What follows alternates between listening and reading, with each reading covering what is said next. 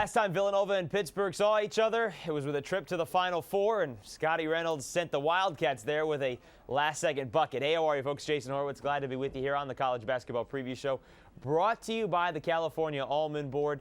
Villanova and Pittsburgh on CBS Sunday afternoon at noon Eastern as we bring in CBS College Sports' Steve Lappas to break this down. And Steve, that lasting image for the Panthers, at least the ones that are still on this team and not off to the NBA, is of Scottie Reynolds beating them to win the game, but they got to deal with him again now. Yeah, that's, their three main guns left, and Scottie Reynolds is still there for Villanova. Now, Dante Cunningham's not, but a lot of the guys who did it to him last year are still there. So, I'm sure the Pitt fans are going to be really riled up for this one. Pitt's got a lot of guys that didn't really play a lot last year and some new guys, so it'll be different. But anytime a game is close, we have learned over the last couple of years, and Scottie Reynolds is in the game, you got to look out.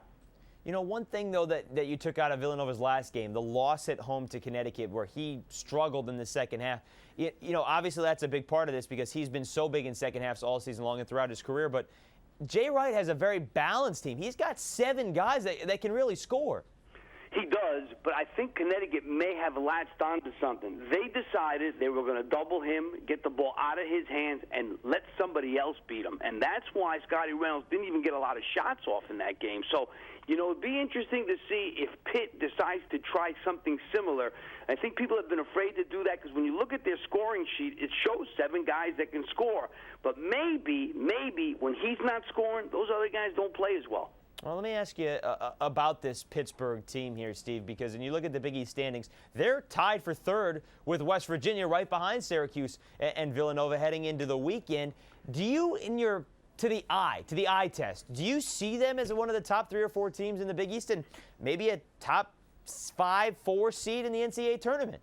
I don't see it that way, but the record says it could be that way. I mean, they're 8-4 in the conference. They were picked way down. Jamie Dixon doing as good a job. I mean, if it wasn't for Jim Boeheim, he would have a shot at Coach of the Year award this year in the league because of what he's done with what he lost. So you look at them and you say, gee, are they really that good? But you know what they always say?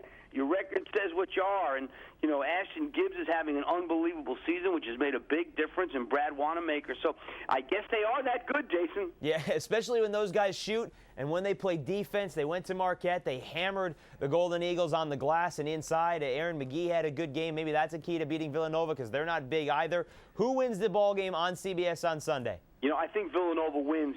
I just can't see Villanova losing 2 games in a row. It's not to take anything away from Pittsburgh, but I just think that Villanova, they don't lose 2 games in a row very often. They're going to come back with a purpose, but this is going to be a very tough game, and it's a tough game to call. It is, and let's not forget the last time Villanova lost, it was on the road at Georgetown. They came back and won against West Virginia. Now we'll see what happens when they take it off the court again after losing against Connecticut at home. Steve Lappas, thank you very much. We'll see how it all plays out. Thank you, Jason. Don't forget, folks, the game Sunday on CBS beginning at noon Eastern. That'll do it for the College Basketball Preview Show, brought to you by the California Almond Board. Become a pro snacker this season with a handful of California almonds. For Steve Lappas, I'm Jason Horowitz. Take care, folks.